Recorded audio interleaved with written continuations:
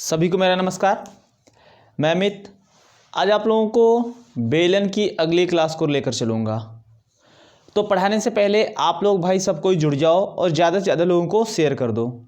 ठीक, अगर आपको मैथ्स अच्छे से सीखना है, पूरा बेसिक से सीखना है, तो हमारे YouTube चैनल मैथ्स ई क्लासेस को ज़रूर ज्वाइन करें। जो लोग नए हैं चैनल को सब्सक्राइब करें, बेल आइकन के बटन को प्रेस करें जिससे अगली वीडियो का नोटिफिकेशन उनको मिल जाए।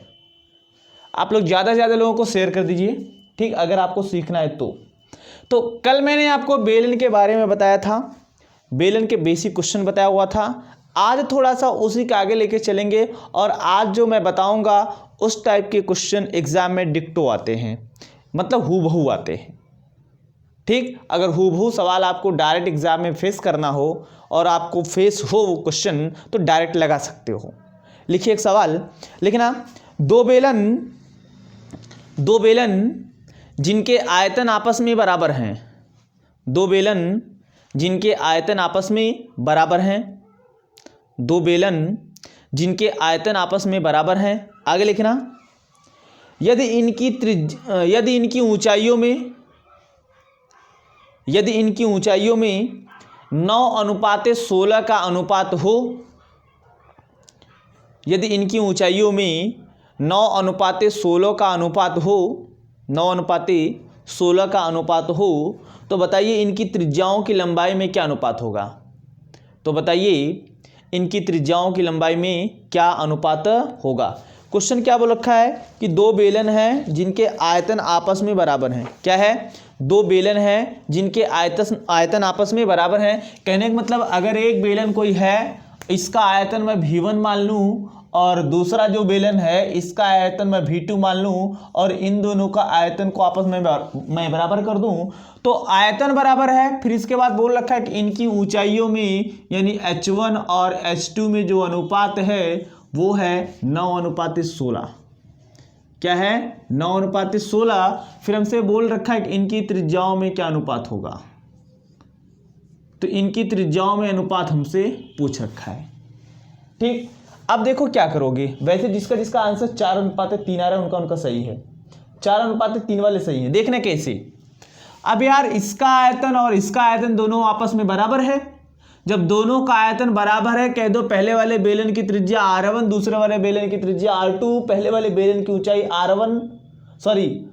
ऊंचाई H1 और दूसरे वाले बेलन की ऊंचाई H2। आप यहां से कहोगे कि πr1² H1 बराबर πr2² H2। क्लियर? फिर हमसे बोल रखा है यार कि ऊंचाइयों में अनुपात, तो पहले आप इसको कैलकुलेट करो, पाई से पाई को एलिमिनेट करो। ये H1 और ये इधर आएगा H2 बराबर ये R2 का स्क्वायर बटे R1 का स्क्वायर। ठीक, H1 और H2 में क्या रेशियो दे रखा है? 9:16। तो ये हो जाएगा आपका 9/16 बराबर ये R2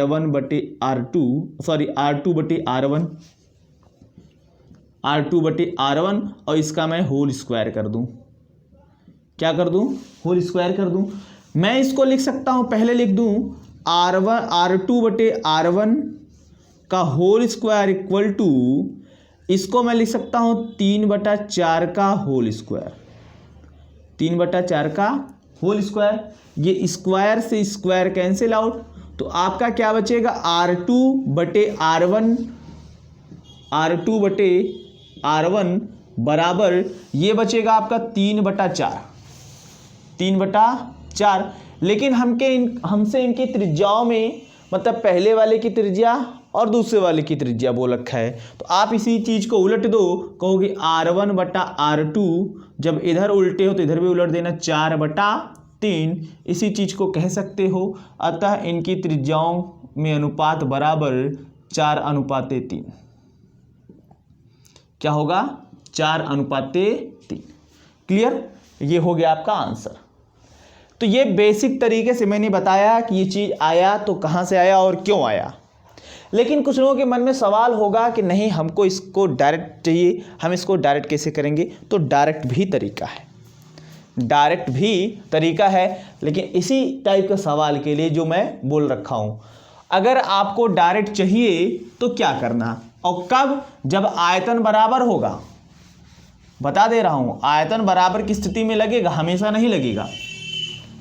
अगर आयतन बराबर की स्थिति में, आयतन बराबर की स्थिति में आपसे ऊंचाइयों में अनुपात देके भुजाओं त्रिज्याओं में अनुपात पूछता है तो क्या करोगे आप, पहले इसको लिख दो, H1/H2 बराबर ये 9/16 है। ठीक, 9/16 है। तो डायरेक्ट लिखने के लिए क्या किया जाता है, कहोगे R1/R2 रूट में H2/H1। ये फार्मूला है। क्या ये फार्मूला है? डायरेक्ट कब, जब आयतन बराबर होगा, ऊंचाइयों में अनुपात देगा, त्रिज्याओं में अनुपात पूछेगा तब। ऊंचाइयों में क्या अनुपात दे रखा है, सोल्यूशन करोगे तो ये 9/16, तो पहले H2 लिखा है, कहोगे 16/9, 16 को बाहर निकाला 4, 9 को बाहर निकाला 3, 4/3, इसका मतलब ये हो जाएगा 4:3। ये एक तरीका है। लिखना दूसरा सवाल, दूसरा सवाल लिखना। दो बेलन जिनके आयतन आपस में बराबर हैं, दो बेलन जिनके आयतन आपस में बराबर हैं, आगे लिखना, यदि इनकी ऊंचाइयों में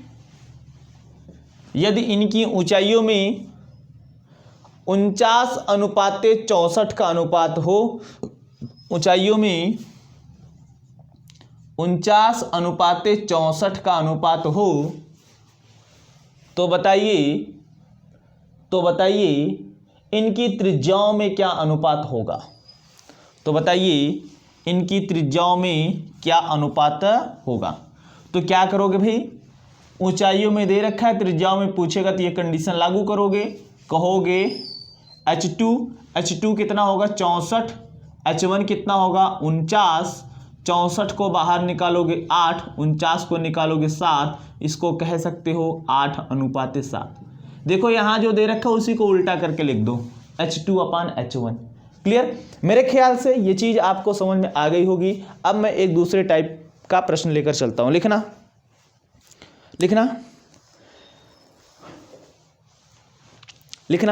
दो बेलन जिनके आयतन में 2:3 का अनुपात है, दो बेलन जिनके आयतन में 2:3 का अनुपात है, यदि इनकी त्रिज्याओं में 2:5 का अनुपात हो, तो यदि इनकी त्रिज्याओं में 2:5 का अनुपात हो, तो बताइए इनकी संगत ऊंचाइयों में क्या अनुपात होगा। तो बताइए इनकी संगत ऊंचाइयों में क्या अनुपात होगा। क्लियर? लगाइए, देखते हैं कितने लोगों का सही जवाब आता है।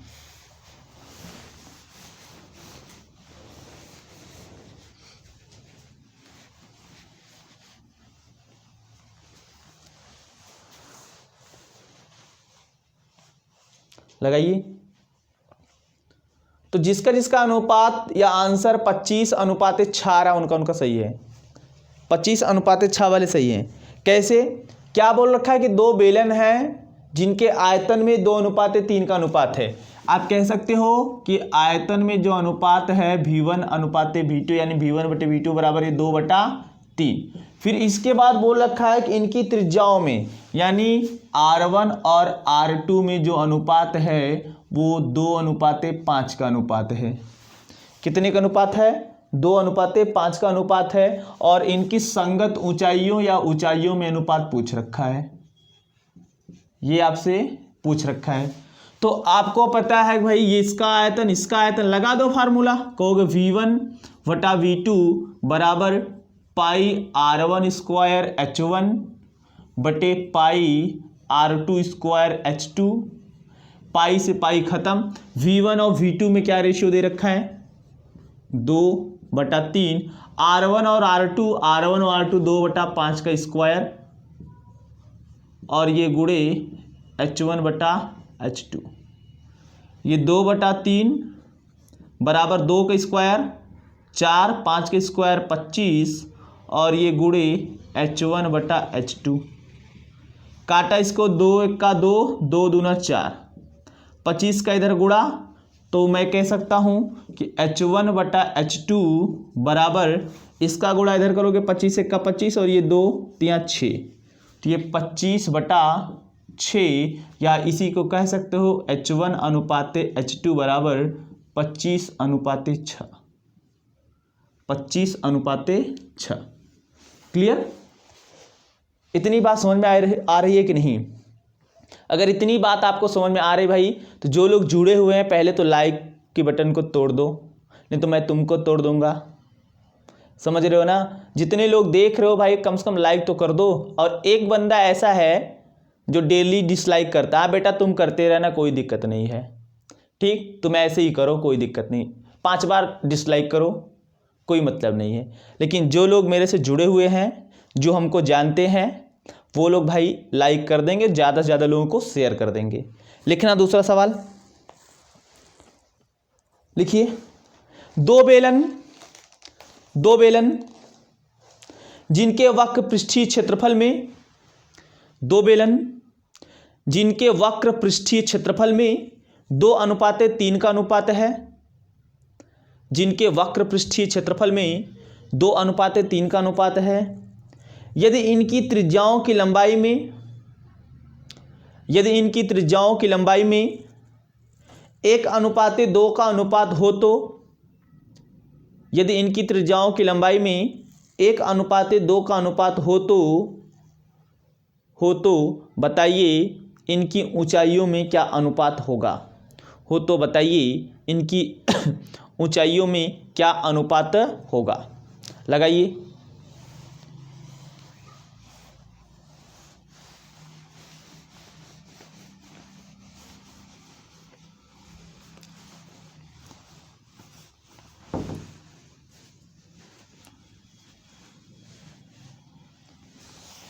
बोल रखा है कि दो बेलन है जिसके वक्र पृष्ठीय क्षेत्रफल, यानी पहले वाले का जो वक्र पृष्ठीय क्षेत्रफल है CSA फर्स्ट और दूसरा जो है CSA सेकेंड, इसमें क्या अनुपात दे रखा है 2:3।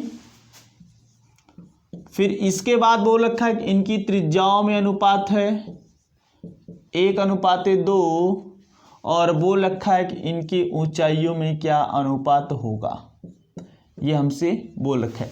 तब तक आप लोग सॉल्व कर लिए हो। जिसका आंसर 4:3 आ रहा है भाई उसका सही है, 4:3 वाले सही हैं। ठीक, देखना कैसे, तो आप यह फार्मूला लगा दो क्योंकि ये CS से दे रखा है, तो CS से फर्स्ट बटे CS से सेकेंड बराबर, CS से बराबर क्या होता है 2πr1h1 बटे 2πr2h2। ये बेसिक वाले में बताया हूं, ये 2π से 2π खत्म। क्लियर? अब ये बोलो कि ये CS से और 1 और 2 में क्या रेशियो दे रखा है 2:3 बराबर R1 R2 में क्या दे रखा है 1/2 इंटू H1 H2 में पूछ रखा है हमसे।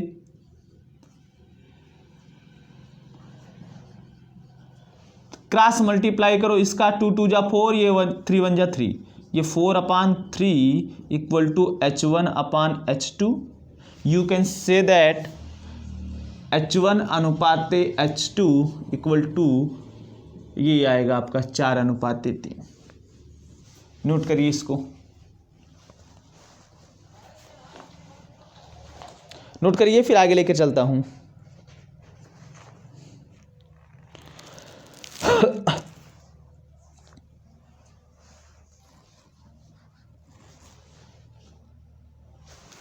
हो गया। अब 2-3 सवाल है जो बहुत जानदार सवाल हैं, ठीक, उसको करिए, देखते हैं कितने लोग कर पाते उसको। किधर गया भाई सवाल?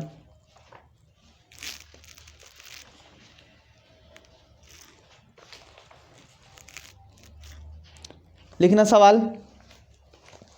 बोला है सवाल ये है, और पूरा पूरा क्वेश्चन नोट करना। लिखिए, एक बेलनाकार पानी की टंकी है, एक बेलनाकार पानी की टंकी है जिसके आधार के व्यास की लंबाई 70 सेंटीमीटर है। एक बेलनाकार पानी की टंकी है, एक बेलनाकार पानी की टंकी है जिसके आधार के व्यास की लंबाई 70 सेंटीमीटर है, जिसके आधार के व्यास की लंबाई 70 सेंटीमीटर है। आगे लिखना, इसमें कुछ ऊंचाई तक पानी भरा हुआ है, इसमें कुछ ऊंचाई तक पानी भरा हुआ है। आगे लिखिए, यदि इस टंकी में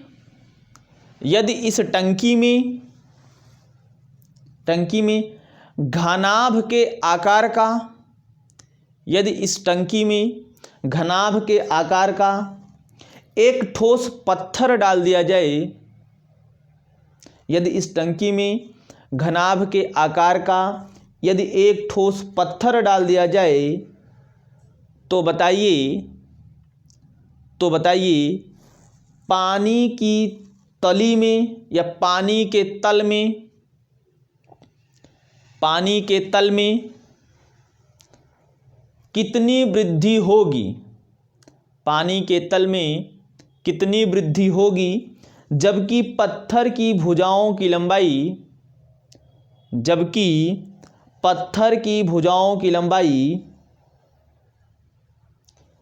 35 सेंटीमीटर, 22 सेंटीमीटर और 15 सेंटीमीटर है। 35 सेंटीमीटर, 22 सेंटीमीटर और 15 सेंटीमीटर है। क्वेश्चन को अच्छे से रीड करिएगा, लगाइए और लगाने का प्रयास करिए। अगर आता है तो अच्छी बात है, नहीं आता है तो मैं हूँ बताऊँगा। लगाइए।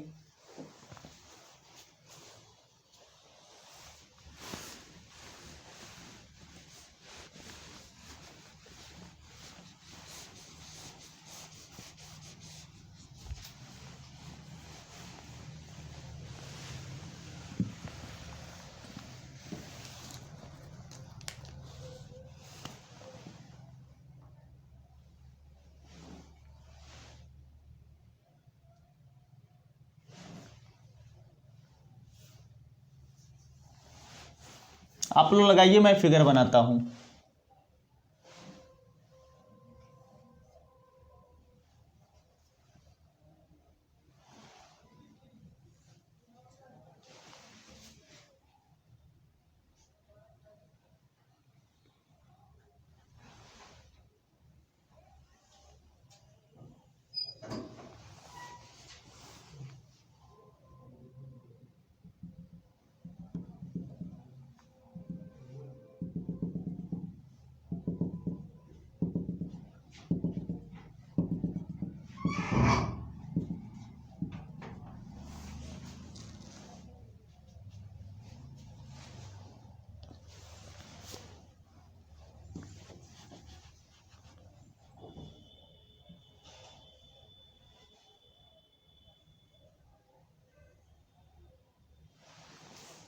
ठीक, देखो ये सवाल है, मैं पढ़ता हूं। वैसे जिसका आंसर 3 सेंटीमीटर आ रहा है उनका सही है, 3 सेंटीमीटर वाले सही हैं। आप इसको अच्छे से एनालाइज करिएगा, कोई चीज़ हो रहा है तो क्यों हो रहा है, क्या रीजन है। बोला है कि एक बेलनाकार पानी की टंकी है। क्या है? बेलनाकार पानी की टंकी है। और आगे बोला है जिसके आधार के व्यास की लंबाई 70 सेंटीमीटर है। ये जो बेलनाकार पानी की टंकी है इसके आधार के व्यास की लंबाई 70 सेंटीमीटर है। कितना है? 70 सेंटीमीटर है। तो आप कहोगे यार इसकी त्रिज्या कितनी हो जाएगी, तो 70 का आधा 35। ठीक, ये त्रिज्या होगी। इसमें बोला है कि कुछ ऊंचाई तक पानी भरा हुआ है। चलो मैं कहता हूं कि यहां तक पानी भरा हुआ है। ठीक, मान लिया यहां तक पानी भरा हुआ है। फिर हमें ये बोल रखा है कि इसमें एक घनाभ के आकार का पत्थर का टुकड़ा डाला गया। कैसा टुकड़ा? घनाभ के आकार का। तो जैसे ही घनाभ के आकार के पत्थर का टुकड़ा आप इसमें डालोगे इस तरीके से,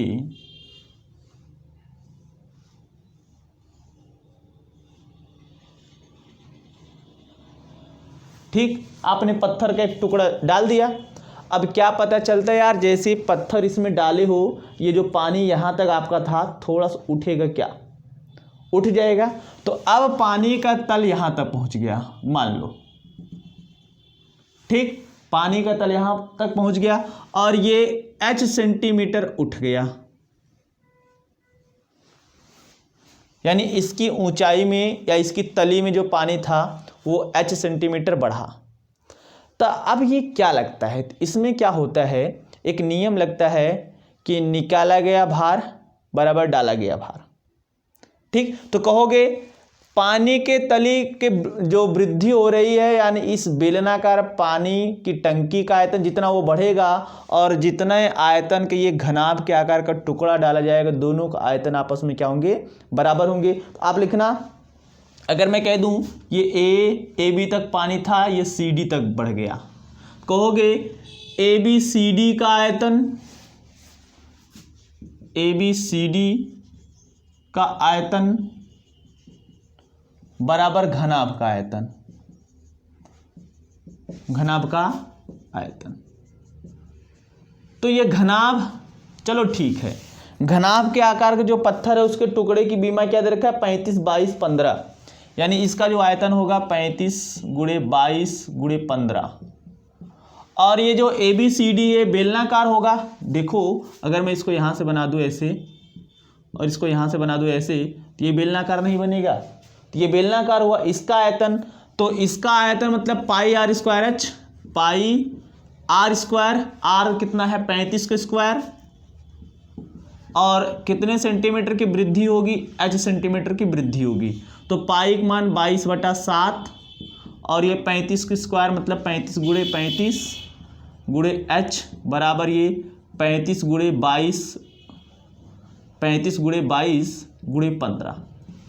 ये 35 से 35 कैंसिल आउट और ये 22 से ये 22 कैंसिल आउट, ये 7 बचे 35, ये 5 बचा। h बराबर ये 5 का इधर गुणा है उधर जाएगा, भाग हो जाएगा 15/5, 15/5 का मतलब ये हो जाएगा आपका 3 सेंटीमीटर, यानी इसकी तली में कितने सेंटीमीटर की वृद्धि हो जाएगी, 3 सेंटीमीटर की वृद्धि हो जाएगी। मेरे ख्याल से ये बात आपको समझ में आई होगी। क्लियर। दूसरा सवाल लिखना, एक दूसरा सवाल लिखिए।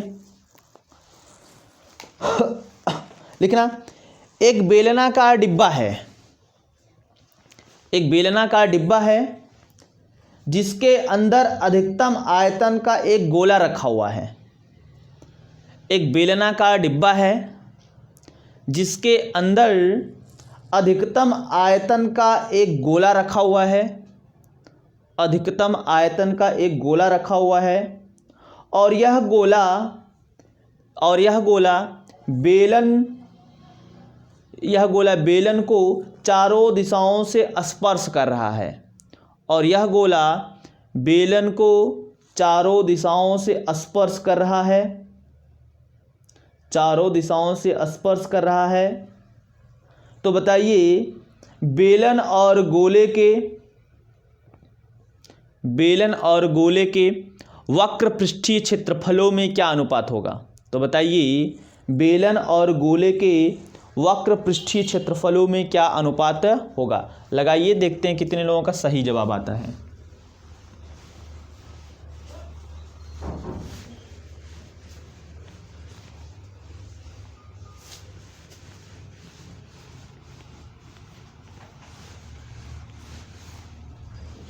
मैं फिगर बनाता हूं, जिसका आंसर 1:1 आ रहा है उनका सही है। बोला एक बेलनाकार डिब्बा है, तो आप पहले एक बेलनाकार डिब्बा ऐसे बना दो।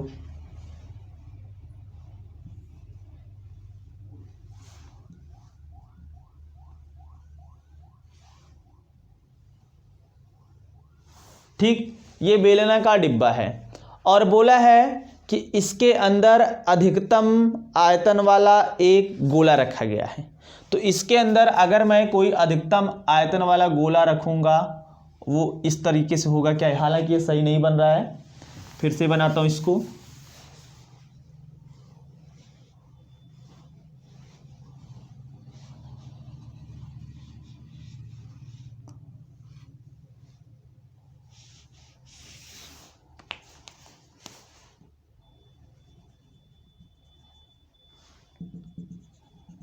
वो इस प्रकार आपका ये बनेगा।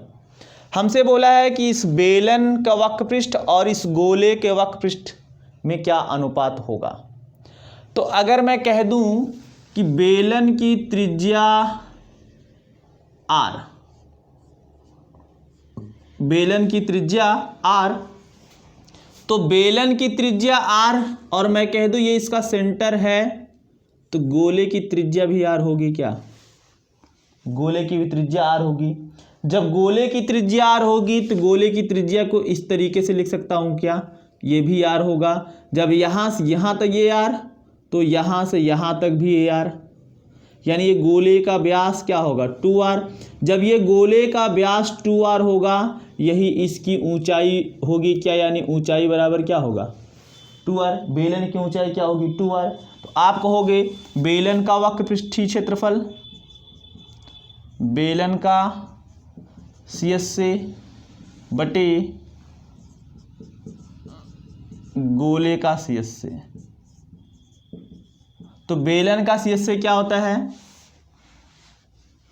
ये होता है 2 पाई RH। 2 पाई RH, H के स्थान पे क्या है? 2r है। और गोले का जो होता है 4 पाई r स्क्वायर। ठीक, ये 2 2 2 जा 2 2 जा, ये r, ये r, ये r स्क्वायर, ये पाई से ये पाई खत्म, 1/1 इक्वल टू 1:1 आएगा। यानी दोनों के पृष्ठीय क्षेत्रफल का अनुपात जो होगा वो बराबर होगा। ये कैलकुलेशन आप समझ लेना। ठीक, नोट करिए, अगला क्वेश्चन लेकर चलता हूं।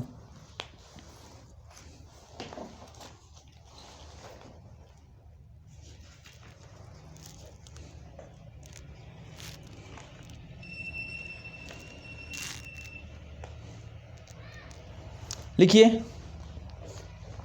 सवाल लिखना। एक आयताकार मैदान है, एक आयताकार मैदान है जिसकी लंबाई और चौड़ाई क्रमशः, एक आयताकार मैदान है जिसकी लंबाई और चौड़ाई क्रमशः 50 मीटर और 40 मीटर है। एक आयताकार मैदान है जिसकी लंबाई और चौड़ाई क्रमशः 50 मीटर और 40 मीटर है। आगे लिखना, इस मैदान में 7 मीटर त्रिज्या वाला, इस मैदान में 7 मीटर त्रिज्या वाला 80 मीटर गहरा, 7 मीटर त्रिज्या वाला 80 मीटर गहरा एक तालाब खोदा गया। एक तालाब खोदा गया जिससे प्राप्त मिट्टी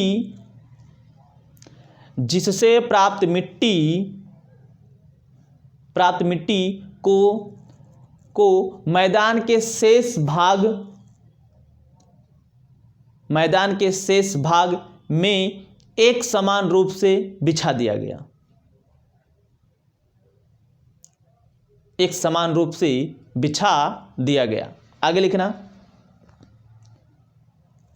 तो बताइए मिट्टी के तल में कितनी वृद्धि होगी?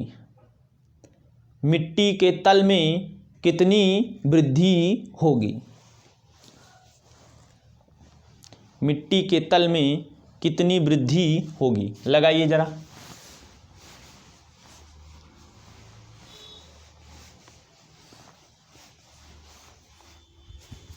लगाइए, देखते हैं कितने लोगों का सही जवाब आता है।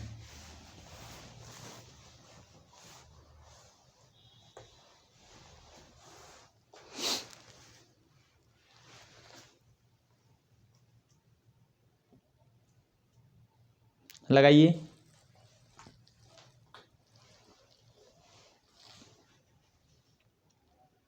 मैं फिगर बनाता हूं। बोला है एक आयताकार मैदान है, चलो ये एक आयताकार मैदान बना देता हूं, और जिसकी लंबाई 50 मीटर और चौड़ाई 40 मीटर है। ठीक, फिर इसके बाद हमसे बोल रखा है कि इस मैदान में 7 सेंटीमीटर त्रिज्या वाला 7 मीटर त्रिज्या वाला एवं 80 मीटर गहरा एक कुआं खोदा गया या एक तालाब खोदा गया, चाहे कुआं बोले चाहे तालाब, मतलब एक ही है। ठीक, ये खोदा गया जिसकी त्रिज्या कितनी है 7 मीटर। फिर बोला है, और ये गहराई देखो मैं यहाँ नहीं दिखा सकता, बोला है कि ये जो कुआं या तालाब खोदते हैं इसकी जो मिट्टी निकलती है मैदान के शेष भागों में बिछा दिया जाता है। इस तरीके से ये पूरी तरह बिछा दिया जाता है। क्लियर?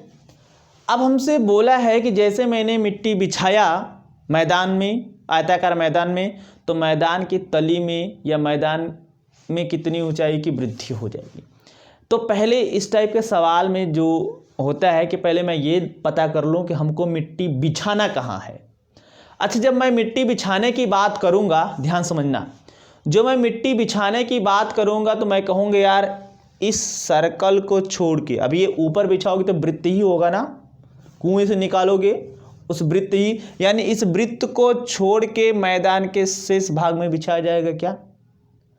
तो कहोगे मैदान के उस भाग का क्षेत्रफल जहां मिट्टी बिछानी है। लिखोगी मैदान के उस भाग का क्षेत्रफल